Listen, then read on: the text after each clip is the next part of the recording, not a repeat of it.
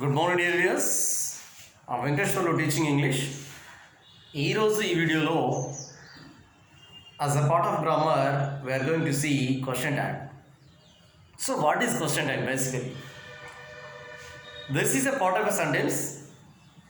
It confirms the given statement. When you make a statement, whether it is right or wrong, whether it is true or false, it is used for confirming the given statement. పర్టికులర్గా చూసినట్లయితే ఒక స్టేట్మెంట్ని అది confirm చేయడానికి ఉపయోగించబడుతుంది. అది question tag. This is a part of a sentence. ఈ సెంటెన్స్లో ఒక భాగమైనది. మరి దీన్ని టెన్స్ వైజ్గా ఏ విధంగా యూజ్ చేయాలి, ఆల్రెడీ మీకు దీనికి సంబంధించినటువంటి రూల్స్ తెలుసని అనుకుంటున్నాను. ఒక స్టేట్మెంట్ అంటే ఒక మీనింగ్ఫుల్ సెంటెన్స్ మనం స్టేట్మెంట్ అంటాము. Suppose I go to school positive statement, I do not go to school negative statement. Rules చూసినట్లయితే just try to understand. Positive statement question tag negative, negative statement positive question tag. A comma is used after the statement separating it from the question tag. అంటే question ట్యాగ్ని స్టేట్మెంట్ని separate చేస్తూ ఒక comma use చేయడం జరుగుతుంది. Next, only pronouns are used in question tags.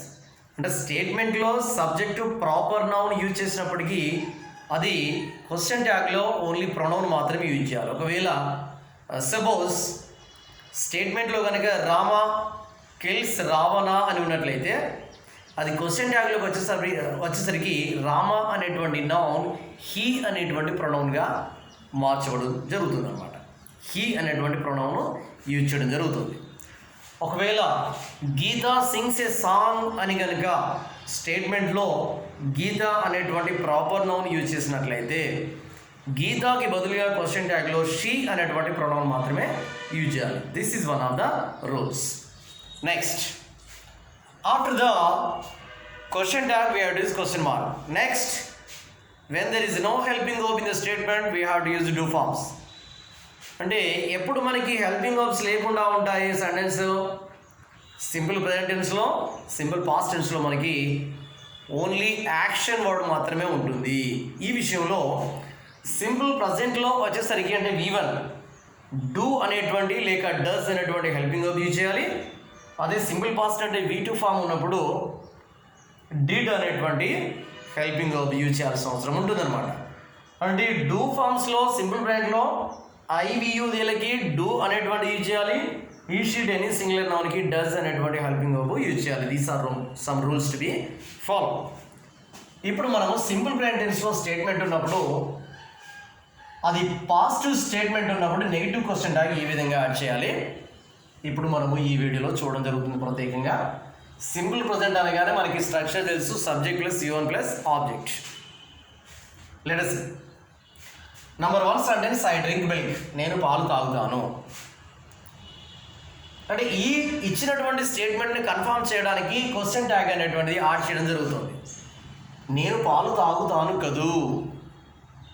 Don't I, ఇక్కడ don't I అని ఎలా వస్తుంది? ఒకటి ఐ అనేటువంటి ప్రొనౌన్ ఉంది సబ్జెక్టు, తర్వాత డ్రింక్ అనేటువంటి వర్బ్ ఉంది. ఇది సింపుల్ ప్రెజెంట్, ఆల్రెడీ మనకు తెలుసు రూల్స్. ఐవియు దేలకి డో వస్తుంది, తర్వాత positive statement negative question tag. I drink milk అనేటువంటి పాజిటివ్ స్టేట్మెంట్, డోంట్ ఐ అనేటువంటిది నెగిటివ్ క్వశ్చన్ ట్యాగ్. ఒకవేళ నెగిటివ్ స్టేట్మెంట్ ఉన్నట్లయితే అప్పుడు ఎట్లా ఉంటుంది? I do not drink milk, do I. అప్పుడు ఇక్కడ నెగిటివ్ ఉంటుంది అన్నమాట క్వశ్చన్ ట్యాగ్. అర్థం చేసుకోండి. I drink milk, don't I. ఇక్కడ ఎన్ని రీజన్స్ ఉన్నాయి మనకి? రూల్స్, పాజిటివ్ స్టేట్మెంట్, తర్వాత సబ్జెక్ట్ ఐవిదేలో ఒకటిగా ఉంది కాబట్టి డో అనేటువంటి యూజ్ చేస్తున్నాము. పాజిటివ్ స్టేట్మెంట్ కాబట్టి డోంట్ అనేటువంటి క్వశ్చన్ ట్యాగ్ యూజ్ చేయడం జరుగుతుంది.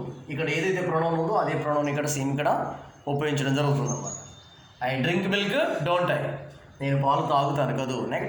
Next, we have a car, don't we. ఇక్కడ వీ హ్యావ్ ఏ కార్ అనగానే హ్యావ్ని చూడగానే మీకు హ్యావ్ అనేటువంటి హెల్పింగ్ వర్బ్గా తీసుకోవడం జరుగుతూ ఉంటుంది.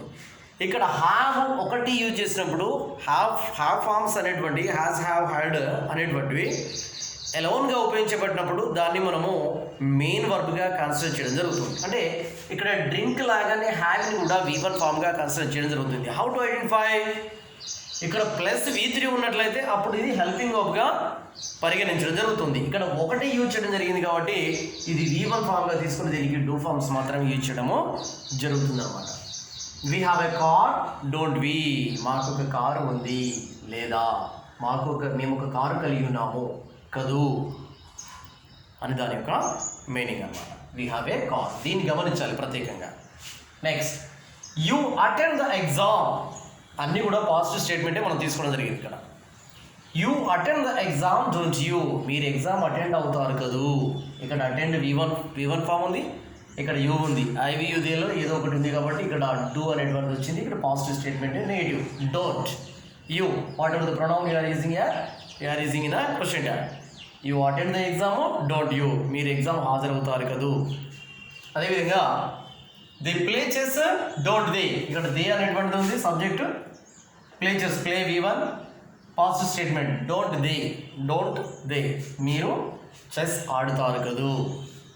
Next, he sings a song, doesn't he, ఇక్కడ కొంచెం తేడా కనబడుతుంది.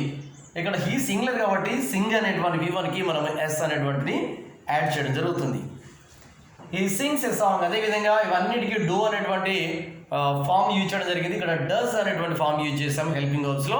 మరి ఎందుకు అంటే హీ షీట్ ఎనీ సింగులర్ నౌన్కి డస్ అనేటువంటి హెల్పింగ్ వర్బ్ యూజ్ చేయడం జరుగుతుంది. హీ షీట్ ఎనీ సింగులర్ నౌన్కి డస్ అనేటువంటి హెల్పింగ్ వర్బ్ యూజ్ చేయడం జరిగింది.